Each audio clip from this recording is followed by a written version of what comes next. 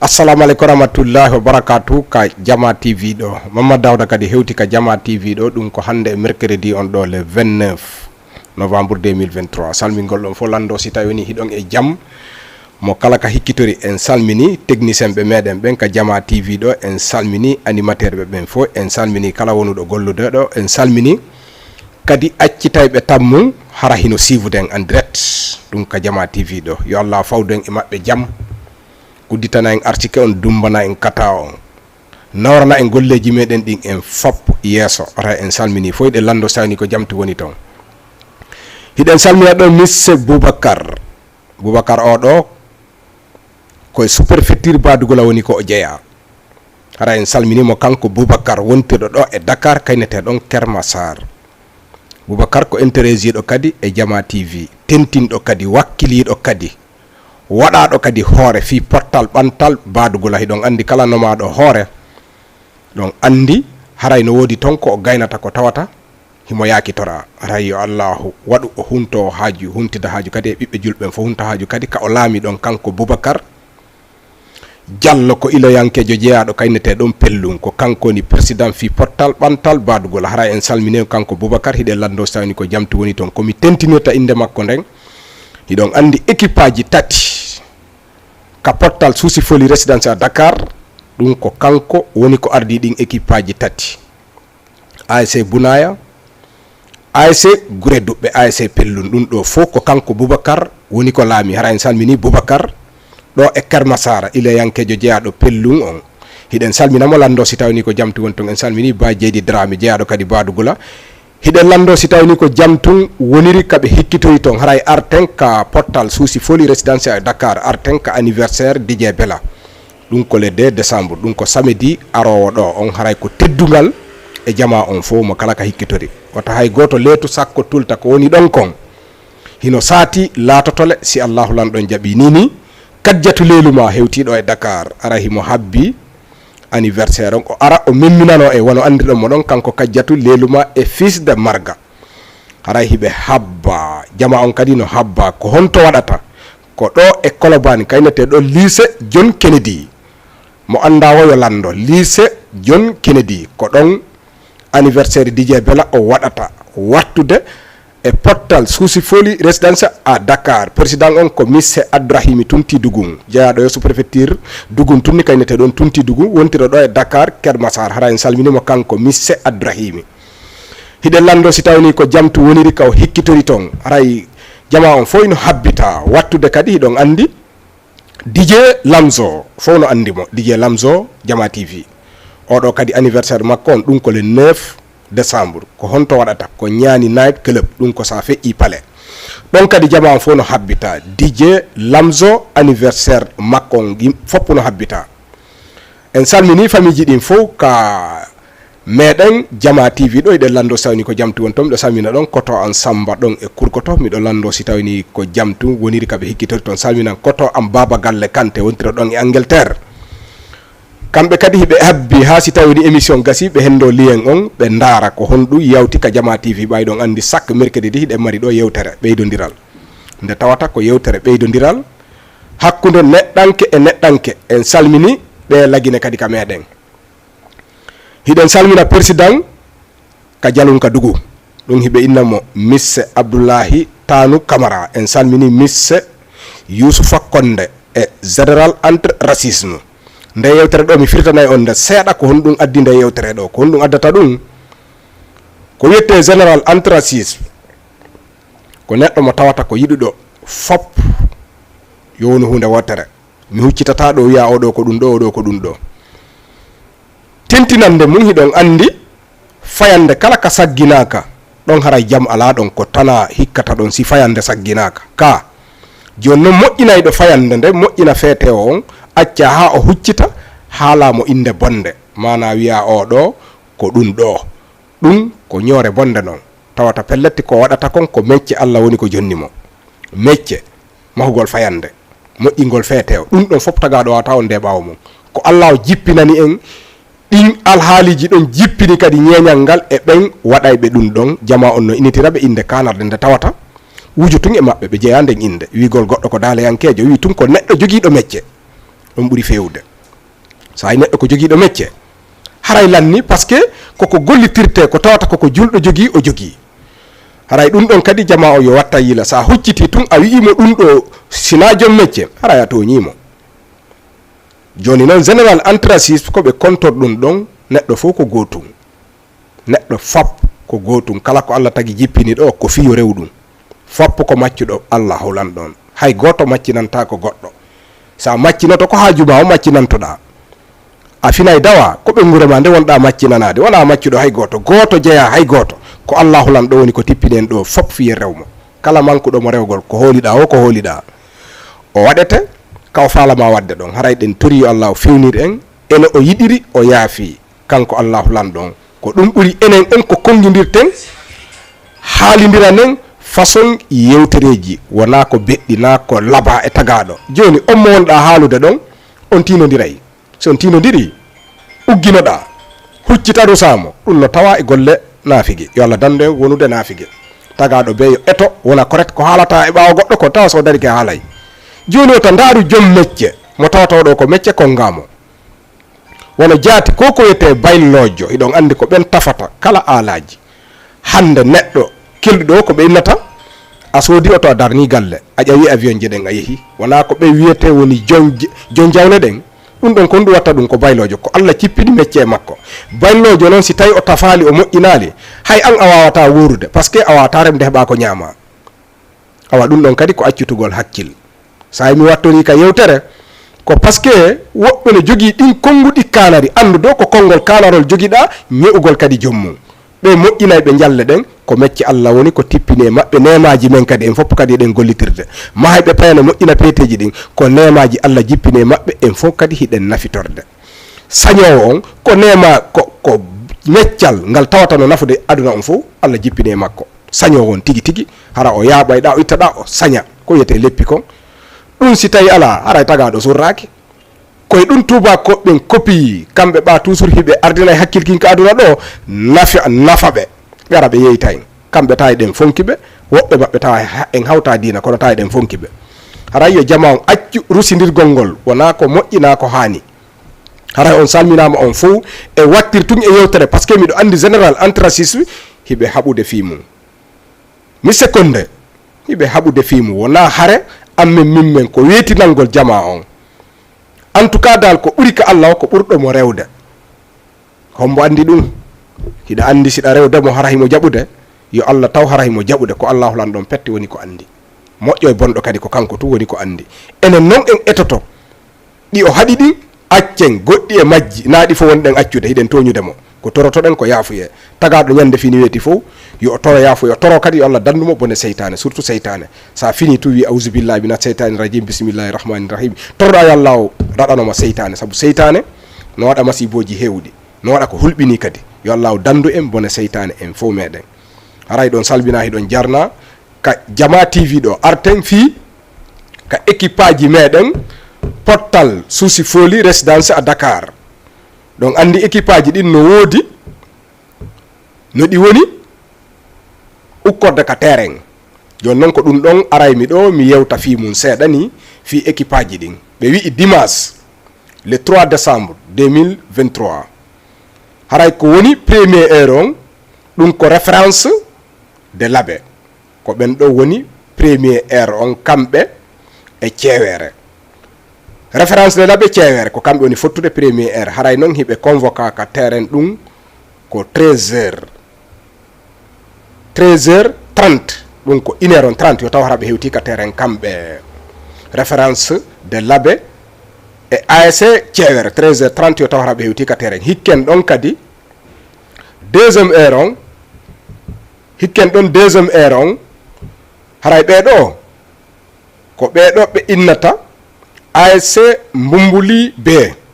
e ASC Mbumbuli ko Mbumbuliji ɗiɗi ASC Mbumbuli B e ASC Mbumbuli ɓeɗo ko ɓe woni fottude deuxième heure on ɓeɗo kadi no convoca ɗum ko 14h30 mana 14h30 ɗum ɗon haray on faami yo taw hara ɓe hewti ka terrain fi prépargol juygol ngol hikkiten ɗon ASC Missira e ASC ko ɓe woni troisième heure on ASC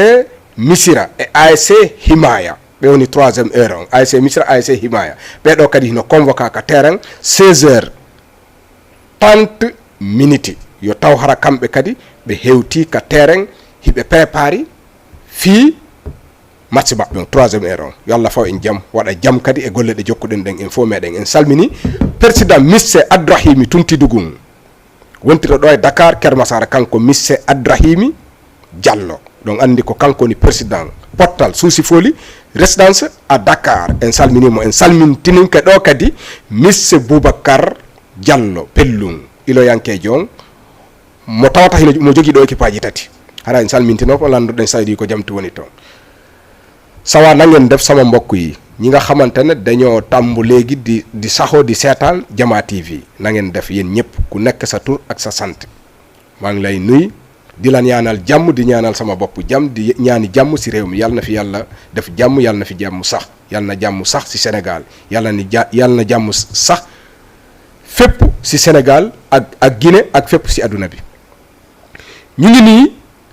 waa Colobane fu ñu toog xam nga fu mu ne nii Colobane lañ ne en face monument foofu la télévision bi nekk ñu ngi leen di nuy waa Fass di nuy waa Colobane Centenaire Kassor usine Benn Tali ñu ngi nuy waa usine Benn Tali Kassor Grand Yoff Parcelles Guédiawaye ñu doxantu ba Tëngéej continuer noonu dem Bargny jóge fa dem Diamniadio jóge Diamniadio dem Dougar jóge Dougar dem dëkk bu ñuy wax Yaam ñu ngi nuy waa Yaam ñëpp surtout Mounas kii jabaru Idrissa Jonn Mounas Jonn la tudd waa Casamance la ñu ngi koy sant di ko gërëm moom Mounas ak jëkkër ji yëpp moom Mounas yaayam dañ ko tuddee doom foofu ci Casamance kan moo ko tuddee doom benn waa ji yu baax ku ñuy wax Moutafa Tine waa Ziguinchor la moom moo tuddee yaay Mounas doom ji ñu ngi koy wax Safiatou Camara yàlla na fi dund ba màgg tekki yóbbu ñu ñëpp Màkka yóbbu Mounas Màkka yóbbu yaay Mounas Màkka yóbbu Moutafa Tine aussi Màkka jërëjëf Mounas ñu ngi lay sant di la gërëm di sant sa yaay di ko gërëm di sant aussi Moutafa Tine bi ko tuddee doom Moutafa Tine waa Ziguinchor la moo tuddee yaay Mounas doom ñu ngi koy sant di ko gërëm foofu si Ziguinchor waa Jama TV yëpp aussi ñu ngi koy sant di ko gërëm jërëjëf léegi nag chaque fois ñu ngi ñëw fii di waxtaan boo xam ne day yokku xel am na ñoo xam ne ñu koy tuddee lépp am na ñoo xam ne dañ koy tuddee lépp am ñoo xam ne dañ naa ne nettali la loolu la chaque fois dañ koy def si Jama TV chaque mercredi ñu ngi nuy Idrissa Jonn chaque fois damay wax waxam parce que dafa di koo xam ne dafa mun liggéeyam respecté liggéeyam liggéey bi set te du yàkkamte liggéey bu garanti lay def moom maçon la képp ku soxla tabax rek giseel ak Idrissa Jonn foofu si Yaam professionnel la aay na topp am ay apprenti yoo xam ne ñi ko déggal la mooy ñoom Jibi ñoom Omar ñoo xam ne ay professionnel la ñoom ñëpp si tabax foofu si Yaam maa ngi nuyu aussi sama jabar foofu si Yaam di laajte ndax ñoom ñëpp ñu ngi si jàmm di nuy famille Jonn yëpp ñoom Mbay Jonn ak Baay Ibra Jonn ak waa Yaam yëpp ñu ngi leen di nuy ñoom Moor ñoom ñu ngi leen di nuy di laaj ndax ñu ngi si jàmm léegi nag nañu jubali si léeb bi yoon de waaye artude ka taalol ngeen jéggal ma tuuti maa ngi retourné waat si olof bi léegi maa ngi ñëw si léeb bi miɗo artude ka pular haray ɗon andi kala ko woni ko aduna ɗo tagaɗo yo ardi needi waɗa doyi nana kadi ko wona waɗede conseil tentini hiɓɓiɓe ɗum ɓen nena goto ma baba goto ma moƴƴuɗo e ma tentini babe ma sino wuuri e nene ma baba ƴakkata ko haaɗi tuttana ɓiɗɗo nene kadi ƴakkata ko haaɗi tuttana ɓiɗɗo nenejo sa ɓiɗɗo ko so kelɗa ɓuurimo yiɗude hay siko ɓiɗɗo feetu ay nenejo no ɓannatamo ni ko ɓe ɓurata yiɗude donc andi ɓen ɗon ko force ɓiɗɗo no du'a ɓe nanande siɗa faala lawol ma ngol hento haray ko wattangol yila e ɗum ɗon hara ko moƴƴa noon haray en salmina ɗo ka Amadou jeyaɓe sous préfecture Dugun Tunni kayneteɗon barke a setteron ko noon innete wontirɓe ɗo e Dakar usine Benn Tali kamɓe e kaw Mouhammadou Yaya kaw Mouhammadou Saliou ɓeɗo fof ko kamɓe hawti secteur on kayneteɗon miside Patagara kayneteɗon koori ko wontirɓe ɗo e Dakar en salmini Hajja bari ɓeɗo ko sonnaɓe kaw Amadou en salmini hajja Mariama Bela oɗo ko yeeyo Mbaseng mi haaluno yonterande kadi himo jogii Mbaseng himo jogii leppiguine himo jogii ceeni hoy koye tawata kala ko goɗɗo sokolta parde ɓengu mum walla angor kon tigi tigi sa yiide e Bela Mbaseng haray ko ɗum woni haaju ma huntike hara en salminimo kanko Bela Mbaseng en salmini kadi kawtal ngal foy ɗe lando sawni ko jamti woni toon no haaliranmi en ni mi innuno on ɗo o yontere hande miɗo andi ka terrain joni ɗum koye zone Jamñaji on kala faalaɗo terrain ka hoɗa si ari ka privé an mi haalante ka terrain jiɗi woni mi tindine ha ara yiida e jon terrain jiɗi yewti don son fotti sooda waɗa ko an jeeyi siɗa faala noon andude ko honto ɗi woni ƴettu numéro an on ko 77 ɗum ko orange 627 77 04 627 waɗa 77 04 ko ɗum woni numéro am mi wonɗo yewtude ɗo on mi yewtude on kadi terrain kadi no laabe momi andi fi mum kaynete ɗon laaɓi ko ko e nder laabe woni laabe anduɓe laabe ɓen fof andi ɗon kadi terrain no ɗon faalaɗomo o koko yewtumi nanen kon arka privé an ƴetta numéro an on 77 orange 627 77 04 mi tindine ko honto terrain o woni yaha yiida e wonɓe yeyde ɓen son fotti sooda wona ko an jeeyi yo Allah faw en jaam yon noon hiɗen natande e fiitalol ngol ray ko aden e baabe mum wonduno baabe makko no jangi alqur'ana o wi joni ɗo yo naɓudemo jande o jannay ɗo pay kunkun laawol gotol berko Allah lanɗo taginanimo kon o fuɗɗi jannude pay kunkun ha pay kunkun fuɗɗi ɗigginde ƴiyal ngal pay kunku yehi ha ɗiggini ƴiyal ngal kono firali kono noon toujours ben makko no wajademo oyni gurdan e mayde koko takkodiri miɗo jannudema ɗo siko no arda yara ko min attotoma yaade ɓa ko mi woni baben ma yandi wata jaɓu naɓuduɗe e neɗɗo jamfotoɗo fijirtake par ce que wona ko haalanay ma kon wona ɗum o waɗoyta koko boni o fewtinta e ma wata jaɓu ko ɗum ɗon tindimmami e yer ko wonuɗa aduna konko Allah accuma aduna ko wata jaɓu wondude e neɗɗo jamfotoɗo moƴƴa no hulɓini boyi haray kadi yo Allahu worindine e jamfotoɗo ɗum ɗon inna go'o sa fokkiti yaadu a yii hoɗo rew ka hoɗo haysi ko ya toro ndiya yara wata yawdey e hoɗo ko hawjuɗa o ko hawjuɗa yi'a hoɗo ronka rewde ka hoɗo toroɗa haysi ko ndiya yara no faɗɗi e moƴƴude wata goɗɗo artun e ɓa hoggo feƴƴa hoɗuɓe ɗon ɓen jiɓo o ko homboni hewtu toroɗa ndiya yara si ɓe landike ko an hombo wiya ko min kaarijo hoɗɗo nokkel kaarijo ɓeyday tun aden ɗuytatamo wata goɗɗo yawtum buman wa boɓɓa wingi yi'ata wamo ala yete yaha tum feƴƴa e hoɗo wona ko lapa sa hewti tun e hoɗo miɗo torima ya naatu ka nder hoɗo ton toroɗa ndiya yara walla fawtoɗa bete ka ley leɗɗe joɗoɗa a heɓay kisan andidiraɗo nder ton paynku nani manditi ko ɗum wasi kala ko goɗɗo haalanma jogito ka hakkilma manditoɗa tuma hewti ka gollirta o gollira ɓayi ɗon andi no heyte seppayɓe ka wula wiya no hawji feƴƴa tun on ɗon noon o jogiti ko babe makko wi kon ɓe jannimo ha wattu tun Allahu lan ɗon ƴettitima o ɗon o faati pay kon kundari tay joni ko kañum tun e biro mum wonnoɗo mo andin don Allahu lan ɗon ƴettitimo ɗum ko babe makko kono noon o ƴetti ko babe makko waɗi kon fof waɗi ka hakkil no yeeso no ɓaawo kala ka o yi o golliray ko babe makko wi kon woni kumpay kun o ƴetti nde deftere o fodi o yahay o janngoya firo o alagoye ɗaɓɓude taw jawdi yo jokku taw fi gandal ngal par ce que goɗɗo sino faala jawdi tabita e ma jaɓu ɗaɓɓude gandal ɗum kaka yango andi siɗa ɗaɓɓude gandal a tampay sa tampali a wata jogitade jawdi ko sa tampi ko heɓuɗa kon si wawa darade e jungo ma sa tampali ko heɓuɗa kon ko kara han darorta o ƴetti deftere nden o wi o yahay o gaynitoyo firo o yehi ɗon nokkugo e saare o wi mo faala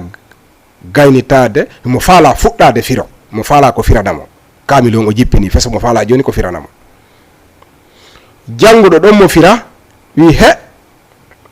min on mi wawatama firinde kono miɗo wawma tindinde ɗo hoɗo nokkel kaari o tindinimo e gon hoɗo nokkel kaari o yehi e gon hoɗo o janti lawol ɓe holidirimo e karamakojo wonɗo ɗon on karamakojo wonɗo ɗo wi he a jarama ardi ko moƴƴi miɗo tori yo Allah wawne renama kadi yesso e ɓawo saske ko wonɗo ɗaɓɓude gandal yo Allah walla heɓa gandal ngal ɓe wi joni on ɗo wimo min mi joɗaki ko si miɗo jooɗi mi wawma jannude hande miɗo ɗo janggo miɗo ɗo dogugol fi no mi wurira andi ɓe wi mo joƴƴina joɗotako ko honɗum woni joƴƴina joɗotako si tawi woni piiji ɗin fof koko ɗaɓɓoyte ala no joɗora si tawi no waɗa ɓiyaddi ka suudu a jotto ko ɗum wiyete mo joƴƴina joɗotako o wi mo joƴƴina joɗotako ɗum ko ɗaɓɓere noon o wi hakkilankin tabita e fait dépense ko mi adda ka ɓengure an mi wawatamo fewno ɗo jannude kono noon mi tindinte nokkugo o tindini mo ɗon e hoɗo kadi ka woɗɗiti ka yata e 60 kilométre kono tawi pay kunkun no wakkili o yata e kilo 60 leydi o wi o seppa o yaha o seppi ha o ɓatti o fotti ɗon e goɗɗo o inni dey himo faala ko gaynitanomo ngo fira ɗo sabi Allah on ɗon daari suka on ha wi he awa ko a paykun noon ko a kecco kadi kono noon no woodi ɗo jannguɗo ka cawun ka woɗɗa ka ɓattiɗa ɗo ka woni ka tindinaymami ɗo yaha o gayntanamo a fira ko faalaɗa ko payin ko wi no wakkiliyade o wi kono noon he miɗo huli payin ko wi ko honɗum baben payin kun ko ne'i kun o wi he kono noon ko janfotoɗo reedu payin ko wi liw o wi ko janfoto dey ko karamakojo ɗon jannguɗo annduɗo kono o janfoto ɗon andi gandal ngal na sarti ko kuuɗe kon tigi waɗata kon ko ɗum ɗo woni ko woni kon hiɗa wawi janngude ɗo ha hara fayda tuta e kamiliji ta jikkuma ngu moƴƴa janngugol e jikku ngun hino serti ko ɗum ɗayinta hewɓe woɓɓe yeyi goɗɗon janga tum ɓe sikka ko waɗi wo ko noon tawa nono ko woni janngude ko na ɗum o waɗata nder payin ko yowi e Allah jatigi tu wi ɓa jindi ha ronki on ɗon no andi koko janfoto kon tun accu jagga Allah jatigi yaha o janti on karamakojo janfotoɗo lawol o wi miɗo ari ka moɗon ɓe wi awa bisimilla ɓe naati o janti lawol o wi ko nder deftere ɗo mi faala fira ɗon mi nde mi jangali firo mi ɗiggini noon ƴiyangal kono mi firali andi so on tigi firali tawi piiji buyo o anda karamakojo wi bisimilla ko tooli fayɓe no hey tefton hiɓe jogui taaliba ha hey tef ɓe continue ɓe fuɗɗi firo ngon ko addi pay kunkun kon ɓe continue ɓe fuɗɗi kanko e on karamakojo joni o jaggi Allah jatigi o haalanama ko janfotoɗo kono o jaggi Allah jatigi ɓe fuɗɗi e nder balɗe 15 yahoy 6 yahoy lewru lanɗo goto saati argol ka on karamakojo ɗon andi lanɗo toujours no hitti si goɗɗo yiyama lanɗo aray mo hitti on lanɗo ɗo wi no arde ka karamakojo wi bisimilla ko tooli hendi lettere on jangi wi ko bisimilla ko tooli ɓe jaggi ñalande o holliti diwanji ɗin fop ko ɗoli ɗin fop ɓe o kawtiri ɓen fo o holliti he lanɗo on no arde ka makko fo habbi lanɗo on wi jaɓɓoto lanɗo on lanɗo andi si ari tun ko haaju mum on hollata ɓe duwa holde ɓe lanɗo toujours gundete haray no waɗi salon jikka natata hay goto yiyatama tawi noon kañum karamakojo on no mari kay borru lanɗo on hewti ka karamakojo on naati ka suudu gundimo wi he haray ko jam tun addilanka maɗo ko hunde wotere torimi ya wallan laamu angum ɓe fuɗɗike ngu yeƴude simi etaki tun wo o laamu angu yanay woni goɗɗo woni ngu ƴettude ɓanon hiɗon andi lanɗo hewɓe ka aduna ɗo kañum si jooɗi kenayo immo ɗum ko min ɗon tu yewtiri ɗon ko lanɗo yiɗa immade o tawi noon yo immano lanɗo wi ka raɓɓin ɗingol karamakojo wi'i ɗum si heɓi sadaka hoore paykun taalibahum ira ka tande mum goto wata ɗum ittude ka laamu ɗum ko paykun taaliba wonkun jangude so heɓi tun hoore makko o iri ka tande makko goɗɗo o liɓatamo e laamu makko ngu o jannamo million ji buyi kala ko oya faala e jawdi o jonnamo million ji buyi o garantinamo ne kadi ɓa ko kanko woni lanɗo o jonnaymo mana ko yata wono million temedere o tega ɗon garamuji kanŋe cariyaje kamme kiloji kanŋe kala jawdi dal ko oya faala yerdo wuri kañum e famille mum o wonta ɓittude si karamakojo wallimo ɗum. Karamakojo wi'i ella fus ala en fotti a heɓay. Karamakojo fodi kum pay kun ar kun takali ko kun ɗon o janfoto tetta hoore makko o jonna o fiyo hendo ndi jawdi o darali dey ko woni jangude kon o tefali ɗum ɗon o daari jawdi aduna ndi. Lamɗo wi gasi joni mi hooti en jonnidira e ñalande, kamɓe ɗiɗo ɓe jonnidiri ñalande. Hakke ko karamakojo on hawji kon, karamakojo wi jango bimbi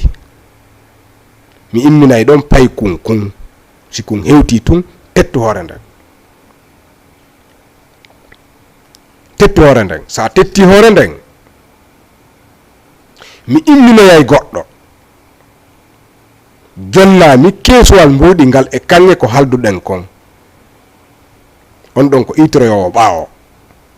ko arata hendo keesuwal ngal. Tuma tettuɗa hoore pay kun ɓaa ɗum ɗon ko ya tettu tun ira ton ko hediti kon a jasay tun ira ko lanɗo wari alaka haale min hunnu tun ahdi on. Sa tetti hoore nden tun goɗɗo itira e ɓaawo yahayra keesuwal mbuuɗi ngal. Lanɗo wi allah wala, lanɗo huccitiyeyi woni ha weeti lanɗon o karamakojo janguɗo imo jogii puccu ranewu peng labangu o wi pay kunkum mi nanete ɗo ka galle lanɗo on yahanami ɗon kaɓɓum addanami no woodi ko addantalan ɗon kanko lanɗon ko okkatalan ko tawata ko kanko ni waɗandelan coñcino e mum mbuɗino e mum yahanan ɗon bimbi subaka ya heñara o findinimo ka subaka henti hentaki o jonnimo ngu puccu o wi dogo heña ko ka lanɗon tawi o haldidi e lanɗon si tawi tun suka on hewti o tettu hoore nden hakkunde mum no waɗi distance wono kilo noga e leydi pay kunkun ƴetti ngu puccu waɗɗi no dogude moƴƴa non par ce que ko karama ko mum neli ɗum dogi ha wattu tun yi'i hoɗo ka sengo ñaamo ka o yiino hoɗo ngon ko ben makko jannimo kon ari ka hakkille o wi baben fewdo gurdam maɓɓe ɓe wi'uno kala komi heñi simi hewti e hoɗo emi rew ton mi toraysi ko ndiyam payn kon ukkiki sanka hoɗo ka kon ukkino ka hoɗo o tori ndiyam o yari ka o tori ndiyam o yari ɗon e jaka goreje makko mo andidirino ɗon ɓe nangiki san fijudaru kamɓe ɗiɗo e bakodirgol e waɗugol pagayi puccu ngun tum maƴi kangu maƴuno ngu taƴi kangu haɓɓa ɗon kangu taƴuno kangu haɓɓa ɗon payn ku ronditi juuɗe ɗen he puccu ngul laawi kelan taw ma pike kanko pay kunkun puccu ngun ɓa taƴi a andi anda ka suti ɗon kono no andi ka iri ɗon ngu yiltiti kangu yiltitino ngu tawi karamakojo karamakojo wi o lanɗo anda ko waɗi ko min o jam foto o watta tawana mum min halda yo tettu hoore pay kunkun o jonnamo mbuuɗi ɗin o habbo ha minela goɗɗo o tewa pas o tetta hoore nden o accita puccu ngun tun ara o habbaki nan ha minela joni noon goto yata min mi yahay mi liggi mi yahay joni mi regila min namimo jam foto e jaka lanɗon no immini gardiji ka laawol arɗo rewi ɗo yoɓe tettu hoore makko nden karama ko joni tigi ƴetti puccu ngun ari ukki e ɓen gardiɓe leɗɗe no waɗi no nano no waɗi ñaamono leɗɗe tati gardiɓe no dari ka ɓewe hewtugol karama ko jom ɓe tetti leggal dande ngal ɓalingi piiti to kamɓe ɓe nela ko yi lanɗon neliri ɓe oyno sikkude lanɗon janfi ɗum no yawde joni yiida e lanɗon e jaka lanɗo yiyani hay goto taw e jaa ko kanko karama ko joni tigi woni yawde ɓe tetti hoore nden ɓe addi ɓe piiti yeeso o lanɗo lanɗo wi yettude allah sa yimiɗo inna ko hoore talibajo ko ɓa hoore karama ko makko heɓota ko ɗo mi luttay ka laamu ɗo on jarama yoɓiki samɓen gardiɓe ɗon fe mbuuɗi ko lannata karama ko jon hetti anniya mum bonɗe gay ka jamfa sa jasay wata luggin eɓɓan kadi jamfa nafata tagaɗo o hetti jamfa makko kan hay tongali kanko karama ko jon ɓa ko hoore makko den sakkita tettede pay kunkun sifas sabu kadi konngol ben makko ngol si ben makko waaji keɓa a nanayi hase ko barki allah ko selihimo yarde kon ko ɗum sofimo o yi pay kun hiɓe fijida puccu ngun taƴi ɗon laawi rutti oya non ƴetti ɓerde yeey tun ukkoyi andi ɓe nayi toujours ɓe nde ko gaño jommu o yehi tuma waɗa makko nen tetta awray ko wattango yila woltalo ɗo ko ni ngo yaari ko moƴƴi kon fof ɗen tori yo Allah waɗu hakkude meɗen kala ko tawata hino boni hiɗen tori yo Allah lanɗo pottinan en kala ko boni o fewna en fof o tega en e lawol siratal mustaqima mo beeyo moyto e jamfa nafata hiɗen artude kadi ka version olof ɓen ɗon kadi anda ko honɗum woni ɗe yewtude léegi pare nañ si pol bi léegi dañuy duggaat si olof bi pour léeb bi dafa am koo xam ne dafa nekkoon ak baayam benn xale baayam moo koy jàngal alxuraan xale bi dafa dem ba wàccee alxuraan mais firiwul parce que soo firiwul yu bari doo ko xam il faut nga firi pour nga mun a xam lan la hadis bi wax lan lii wax parce que dafa wàcce rek mais firiwul léegi da baayam fu mu koy jàngalee dafa am yu mu ko doo wax souvent mu ne kenn xamul kan mooy jiitu maa ak yow parce que dee moom bu ñëwee ñëw na mais bu nekkee man maa la jiitu na nga fexetu eggali sa jàng parce que da nga jàng rek wàcce mais firi woo na nga fexetu wuti ku lay firi mais na nga moytu koo xam ne day wor nit kuy wor da nga koy moytu nit boo xam ne su la leeree ne day wor moytu ko nit kooku baaxul li nees ci moom yëpp baaxul nit buy wor moytu ko xale bi arisi rek ko ci bopp bi bàyyi mu ne ko su nekkee da ngay dem dëkk ak dëkk nga gis dëkk bul jéggi dëkk mukk dem da ngay dugg ci dëkk bi mel ni da ngay ñaan ndox ñu may la nga naan bul continuer ci àll bi mukk di dox nga gis dëkk nga bañ a dugg ci biir dëkk bi jàmm sant ak ñi fa dëkk loolu lu baax la ci nit bul jékki-jékki rek jaar ci ginnaaw di dox mel ni mala mel ni doo nit nga jékki-jékki romb loolu baaxul kenn du am confiance ci yow parce que dañ naa rek daje nañ ci ak benn nit doo xam kan la mais soo duggee ci biir dëkk bi jàmm sant ak ñoom bàyyi nga fa jàmm looloo baax ci nit xale bi arrêté ñu toog jékki-jékki rek baay ji décédé ndeysaan bu baay ji décédé lu ko baay bi doon wax la doon xalaat mu ne léegi nag naka laay def comment je fais naka laay def il faut que ma eggali sama jàng bi ci alxuraan il faut que ma xam lan moo ne ci alxuraan il faut ma firi xam saar bu ne lan lay tekki lan lay def saar bu ne il faut ma firi sama baay waxoon na ma wuuti ku may firi mais nan naa moytu kuy wor instant yi damay jàpp ci yàlla dem seet ku may jàppale ci loolu xale bi demaar dox dem ci benn dëkk daje fa ak benn waay jooju ne ko demal ci beneen dëkk mu teg ci beneen dëkk xale bi dox dem ba ci dëkk boobu fekke fa kenn kooku ne ko mënoon naa la jàngal mais dama toogul lan moo tax na tooguma damay daw dépense kuy daw dépense xelam toogul parce que chaque fois sa xel day nekk ci loo yóbbu kër ga ku xelam toogul loo jàng day am loo xam ne day nekk sa biir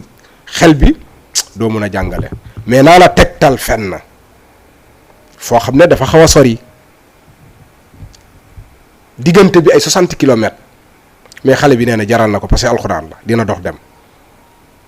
kooku ne ko demal dëkk sangam boo fa demee am na ku fay jàngale mu dem dëkk sangam boobu mu dox ba ci diggu àll bi daje fa ak benn waay après mu laajte diw kooku ne dafa am benn waay bu may seet dañ ma tegtal pour mu firil ma alxuraan bi laa bëgg a firi kooku ne ko am na benn sëriñ bu fi ne jàng na trop xam na lu nekk ci alxuraan sa soxla yëpp mun na ko faj mais day wor mais na jàng na aay na trop mais day wor xale bi takk lu ko baayam wax ñëw ci xelam mais dafa ne bàyyi ma jàpp ci yàlla rek comme que dox naa ba sonn aw ma ku may jàppale pour ma mun a tari alxuraan bi bàyyi ma dem ci kii mu jékki-jékki jàpp ci yàlla dem ba fekk sëriñ bi fu muy jàngale ci daara bi fekk fa yeneen taalibe yu bari yoo xam ne mu ngi koy jàngal mu ñëw wax lu ko fa andi man de sama baay moo ma doon jàngal yàlla moom na ko léegi na daf ma yabaloon naa fexe tuub ba eggali sama jàng maanaam firi xam saar bu ne lan la wax. sëriñ bi ne ko amul benn problème dinaa la jàngal li ma xam yëpp naa la ko jàngal.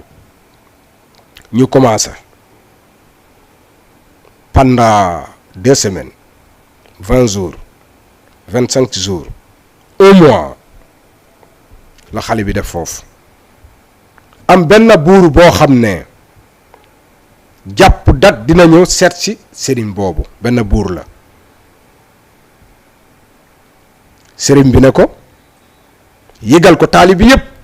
ne buur dëkk sangam ki nga xamante ne moo yilifu dëkk bi yëpp moom mooy buur bi nee na dina ma seet si. xale yëpp yëg teer ko mu yëgal ko waa dëkk yëpp ñu ñëw teeru buur bi ñu jàpp bis buur bi yegg si. xam nga buur bu yegsee toujours soxlaam moo ko fa andi il faut que mu weetoo ak sëriñ bi. léegi sëriñ bi am na néeg boo xam ne secret la foofu la dem dugg ak buur bi. sëriñ bi daf ko dugal ci néeg bi moom ak buur bi ñu weetoo. buur bi ne ko sama soxla moo ma fi andi sama nguur bi yëngu na loolu sax ba jaaxle naa trop xam nga ne njiit yi bu nekkee seen sago ñu sax fu ñu ne ñoom looloo leen neex même bu ñu defee lu baaxul sax bu nekkee seen sago nañu sax fu ñu neen rek ñoom loolu moo leen gënal. njiit yi bari noonu lañ mel ba ci président yi noonu lañ mel njiit yi bari daal jeexal na wax noonu lañ mel. léegi buur bi ne ko sama nguur bi yëngu na trop mais am na sarax buñ ma digal nee nañ ma bopp taalibe koo xam ne day jàng alxuraan boppam su ma ko daggee suul ko si sama biir kër loolu rek moo tax may reste si sama nguur sinon sama nguur bi day daanu. sëriñ bi ne ko amul problème buur bi ne ko dinaa la jox millions yu bari téeméer million dinaa la ko jox ak or yi dul jeex. ak alal bu du jeex ba pare ma garanti la ko parce que man maa jiite. sëriñ bi ne ko amul benn problème d'accord nañ. léegi na nan la ñuy def sëriñ bi ne ko da ngay dem ba suba teel dina am ku ma fa yabal bu yeggee rek daggal bopp bi. après bu xawee dem bi ay côté 10 heures yooyu mu xaw a kii dina am ku ma yónnee nga jox ko keesu xaalis bi ak or bi ak lu ñu waxante. mais xale bii njëkk a yegg ci daggal bopp bi nga suul ko sa biir kër li si des yaa xam nga suul parce que yaa jiite kenn du waxante nañ ko ba pare bu kenn xam nu mu demee. sëriñ bi wax loolu buur bi jékki-jékki rek wala ginnaaw dem léegi di xaar suba teel xale bii ñëw mu dagg bopp bi. sëriñ bi jékki-jékki rek woo xale bii di ñëw di jàng ne ko suba dafa am fu ma lay yónni